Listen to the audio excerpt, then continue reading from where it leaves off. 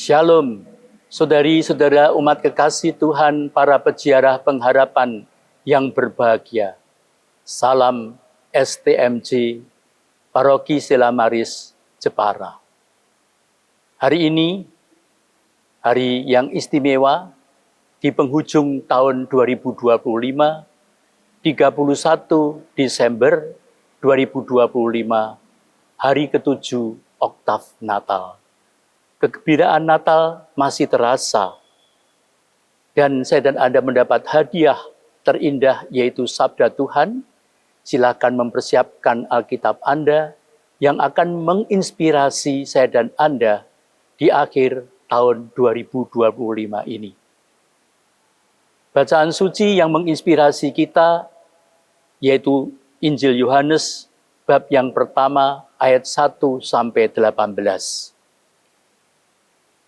Firman yang menjadi manusia. Yohanes membuka Injilnya dengan pernyataan yang sangat mendalam. Ketika kita mengakhiri tahun ini, tetapi justru yang diwartakan adalah pada mulanya adalah firman. Firman itu bersama-sama dengan Allah, dan firman itu adalah ayat. Allah adalah Allah. Ayat ini menegaskan bahwa Yesus bukan sekedar guru atau nabi, melainkan firman Allah yang kekal, sumber kehidupan dan terang bagi manusia. Firman itu adalah terang yang bercahaya dalam kegelapan, dan kegelapan tidak dapat menguasainya. Dunia yang diciptakan oleh firman justru tidak mengenalnya. Bahkan bangsanya sendiri menolak dia. Namun, kasih karunia Allah dinyatakan dengan indah. Semua orang yang menerimanya diberinya kuasa supaya menjadi anak-anak Allah. Inilah privilegi. Iman kepada Kristus mengubah status kita dari ciptaan menjadi anak. Puncak kasih Allah terlihat ketika firman itu menjadi manusia dan diam di antara kita.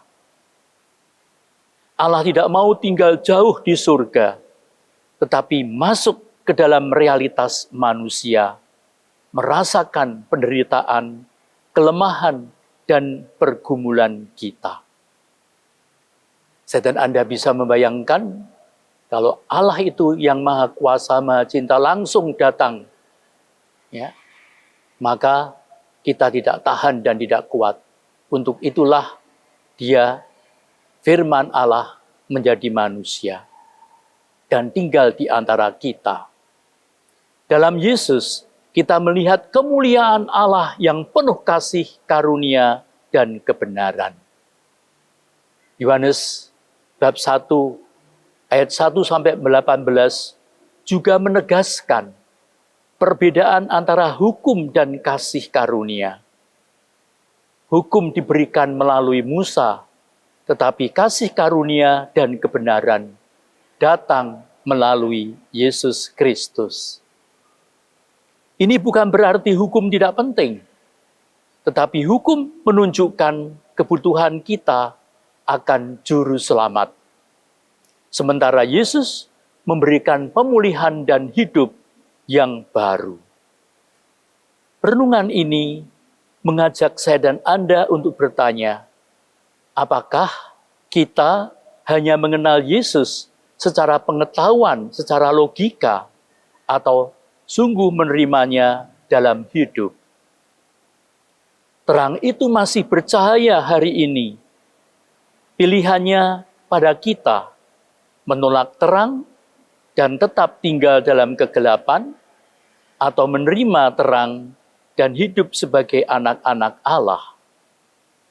Maka, marilah saya dan Anda menutup tahun 2025 ini dengan keyakinan akan penyertaan Allah yang luar biasa. Sang Sabda sudah menjadi manusia dan tinggal di tengah-tengah kita. Kita mengenal Yesus sebagai firman yang hidup, terang bagi hidup saya dan Anda. Kita mohon pertolongan Tuhan untuk sungguh dapat meyakini dan menerima Dia hidup dalam kasih karunia dan kebenaran Allah, serta memancarkan terang itu kepada dunia. Di akhir tahun 2025 ini saya dan Anda diyakinkan. Apalagi Keuskupan Agung Semarang mencanangkan, temanya adalah gereja yang membahagiakan, menginspirasi, dan mensejahterakan. Gereja yang menikmati, yang disertai oleh Sang Sabda itu menjadi Alkitab yang hidup. Dan saya dan Anda sebagai orang-orang percaya yang berbahagia, dan karena kita berbahagia, kita dapat membahagiakan banyak orang, memberi inspirasi melalui contoh teladan kehidupan saya dan Anda dalam pergumulan dan perjuangan hidup ini, dan mensejahterakan. Sejahtera bukan selalu dalam babakan materi, tetapi sejahtera dalam kualitas batin yang memang sungguh-sungguh membahagiakan dan menginspirasi ketika saya dan Anda harus bergumul dan berjuang dalam hidup sehari-hari. Dan keyakinan saya dan Anda tidaklah menjadi sia-sia. Terpujilah nama Yesus, Maria, dan Yusuf.